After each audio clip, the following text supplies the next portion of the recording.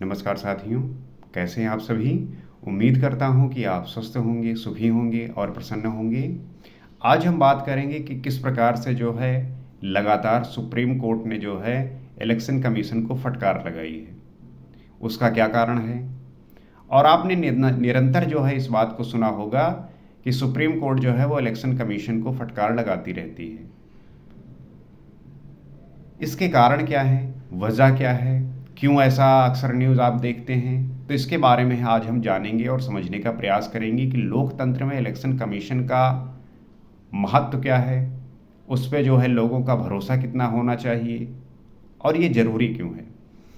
तो जैसा आपको पता है कि पिछले कई दिनों से सुप्रीम कोर्ट ने जो है इलेक्शन कमीशन पे ये कई बार जो है कहा है कि उसे जो है किसी भी तरीके से, किसी भी पार्टी के दबाव में, किसी भी तरीके से व्यक्ति विशेष या सरकार के दबाव में आकर काम नहीं करनी।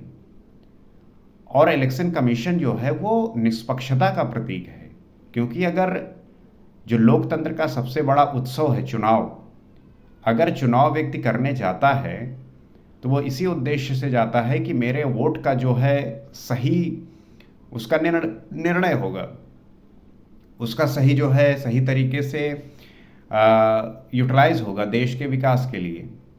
वो एक आशा के साथ जाता है। तो क्या उसकी उम्मीद को जो है इलेक्शन कमीशन बनाए रखता है?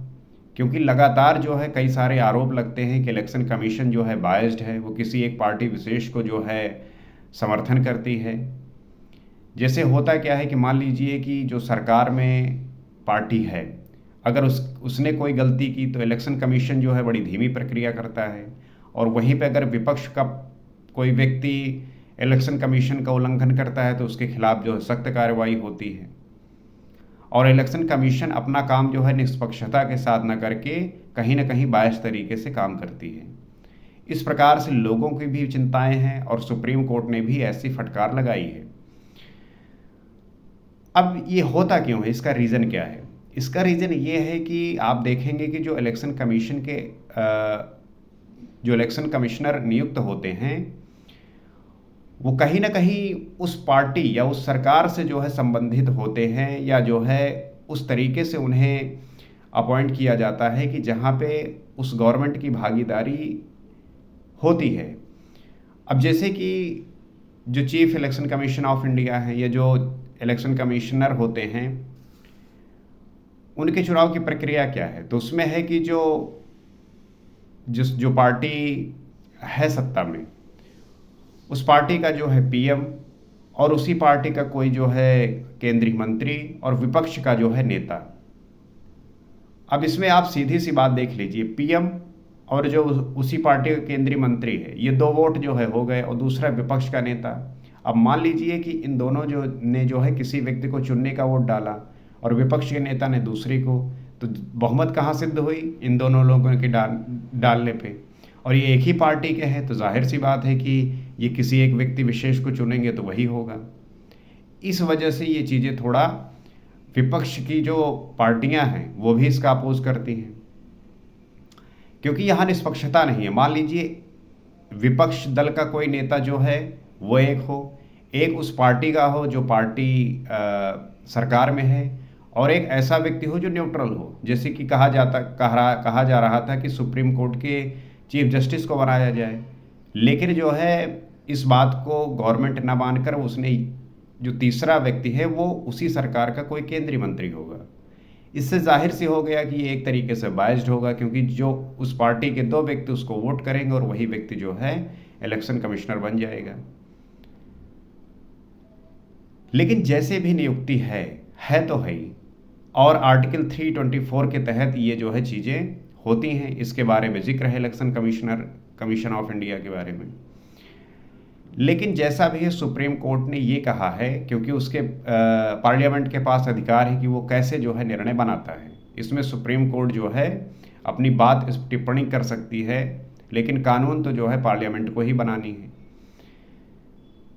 तो जो भी प्रोसेस है, लेकिन उसमें सुप्रीम कोर्ट ने कहा है कि इलेक्शन कमीशन कुछ भी निर्णय ले वो इस निष्पक्षता के साथ ले कि लेवल प्लेइंग फील्ड होना चाहिए वोटर के लिए।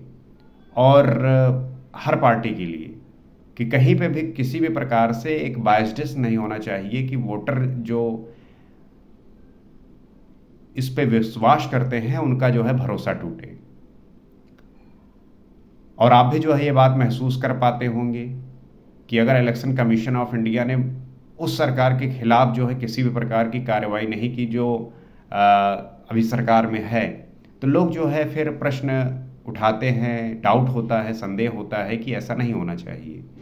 और इलेक्शन कमीशन ऑफ इंडिया को भी ध्यान रखना चाहिए कि उन्हें जो है ऐसे निर्णय लेने हैं कि जो निष्पक्ष हों, बायस ना हो, क्योंकि ये बात होती है हमारे देश की जनता की, उनके भरोसे की।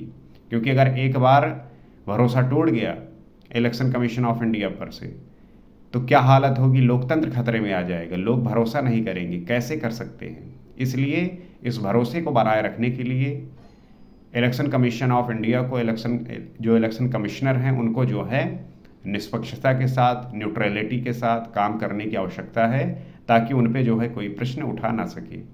मुझे पूरी आशा है कि आप इस बात को समझे होंगे और इसे जो है अपने साथ के लोगों के साथ इस पे चर्चा करेंगे, इसके बारे में अपना व्यू क्रिएट करेंगे और जो आपको महसूस होता है वो शेयर करेंगे। तो आपको क्या लगता है कमेंट करके बताइए, ताकि हम इस विषय को और गहराई के साथ जान सकें, समझ सकें।